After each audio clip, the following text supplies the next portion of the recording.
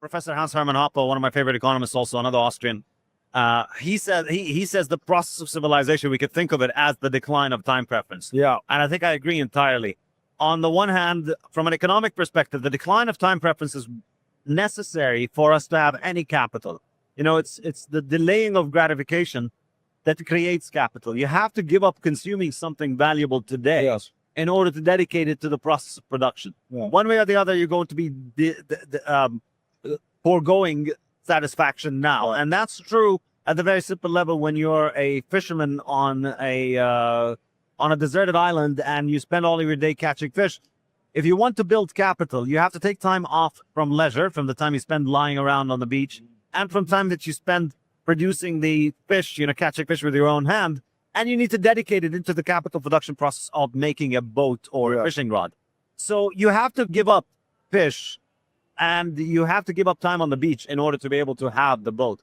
And it's true to the most sophisticated capital markets that you have today. The only reason that we have all of this incredible amount of infrastructure that we have in the world, all of these giant airplanes and boats and all of these companies that are producing things that pay out over decades, is because people are foregoing consumption. Every single piece of capital out there today has an owner, and that owner could convert that into a consumer good. Yeah. You could sell every yacht or every share in a yacht. You could sell every car factory, every airplane factory, every airplane. There's an owner to that, and they could sell their capital and have consumer goods. Yeah. You could sell that and throw an incredible party for your friends. Yeah. And every day that ship operates or that airplane operates, that it only operates because somebody is giving up on that party. Somebody's giving up on that immediate gratification. Yeah. So you have to reduce your time preference to be able to think about the long-term payoff in order for there to be capital. And so that's from the economic perspective. But then concurrent with that and almost necessary to come along with it is as we develop more and more capital and we increase our productivity, it's necessary that we develop the social institutions that allow us to cooperate with one another, to trade with one another, to engage in long-term business deals with one another, and to be productive in the long term with one another.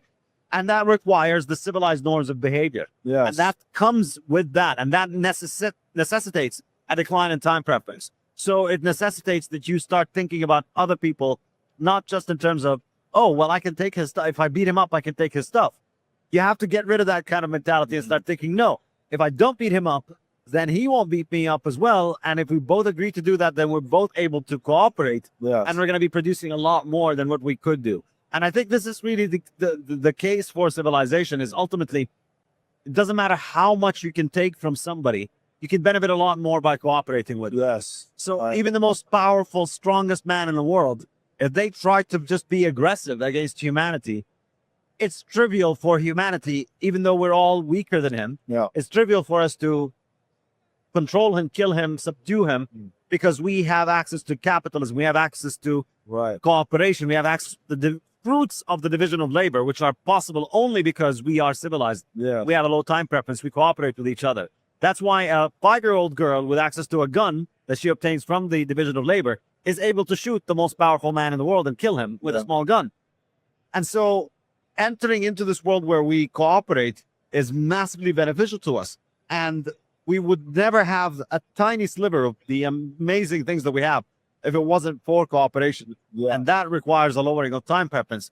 And that's the kind of overarching theme of principles of economics to describe how the act of economizing is really at the foundation of civilization as understood broadly, not just in economic terms. Yes. It requires the capital of civilization, but perhaps even more importantly, or as importantly, it requires the mentality of cooperation that only happens because of the decline in time preference. Yes. Well, it's wonderfully said. And so we quickly get into the moral domain, basically, right? When we're talking about time preference, private property, etc. I think Hoppe makes this point in his book, Theory of Socialism and Capitalism, that something like the integrity of private property determines the moral progress of society, right? So for instance, if private property is, let's say, inviolable, then the only thing you can do is go out and satisfy consumer wants better, faster, cheaper, right? Through consensual trade to gain wealth. Whereas if you're violating private property to acquire wealth, then you're rewarding like coercion. And so it's a matter of like the reward system, right? Are we going to reward productive consensual activity, or are we going to reward coercion and theft and all these things? And that line seems to be private property ultimately. Exactly. I really think that's the case. And that's the point that I try and make in Principles of Economics. One of the early chapters discusses the concept of property, and it lays it out as the foundation of everything that comes later. So the book, the way that it's described, the way that it's divided is trying to explain the main concepts of economics, but doing it in a way in which they build on one another in order to arrive at the final chapter, which explains human civilization as the culmination of all of those things. So we think of economics in terms of economizing our time, economizing our labor, and then we think about economizing our property, and then we can use our property in the form of capital, and then we are able to develop institutions to trade with one another and to increase our productivity, which then leads to the development of a market economy built around money. And then that leads to the impersonal system of exchange, where civilization happens because people are able to deal with one another without having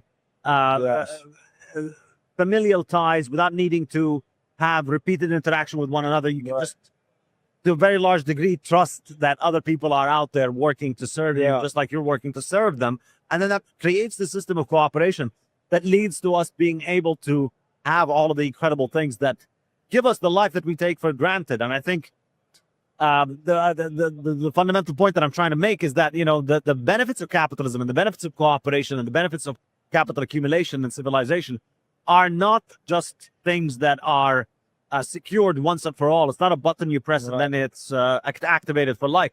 It's something that constantly requires us to engage in the behavior that produces those things. At the moment that we stop, we can see all of this fall apart, and we can see it's all collapse, and we can see it all go away.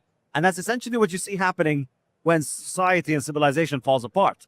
And in order for that to remain, in order for that not to happen, you need private property. If you undermine the system of private property, everything else falls apart. And that's how I end up discussing the book, discussing the concept of civilization at the end of the book, which is that if you undermine private property, and, you know, fiat money in particular is a huge way in which this is undermined, then all of the different pieces of the civilizational puzzle fall apart.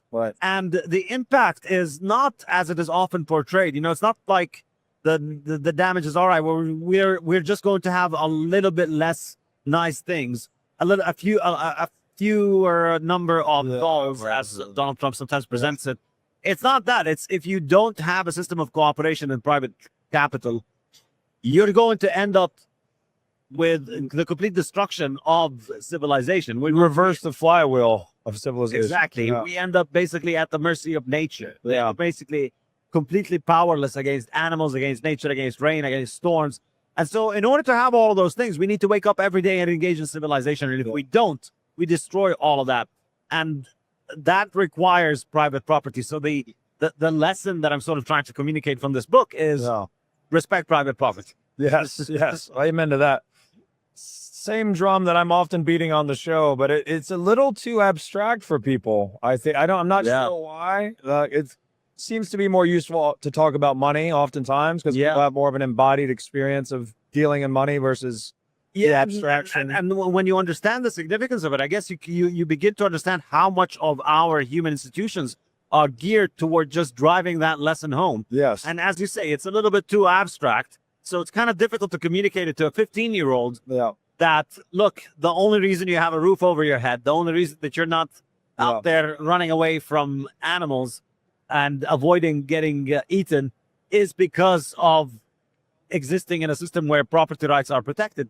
Difficult to communicate that. So we see that all of our institutions are centered around that. We see that religion is all about that. We see that the state is all about that, or at least the propaganda of the state is all presented in those terms. And in so many different ways, all of our culture relies on communicating those ideas to young people, because if you don't communicate those ideas to young people, you no longer have a culture. You no longer have civilization. Yeah, so going back to like the maturity thing, it's if you have high integrity private property, then you're creating the incentives by which people will think more about their future selves, which is lowering their time preference. I guess when you lower your time preference enough, you end up outside of yourself, right? Because we're all mortal. So you start thinking about the children and, you know, your legacy and who's going to inherit your private property, all of these things. So you engage in long-term planning beyond even your life. Thanks for watching. If you enjoyed this episode, click here to find more just like it, and here to find our most recent episode. Also, make sure to like this video to help shine light on the corruption of money, and be sure to subscribe to this channel to stay connected.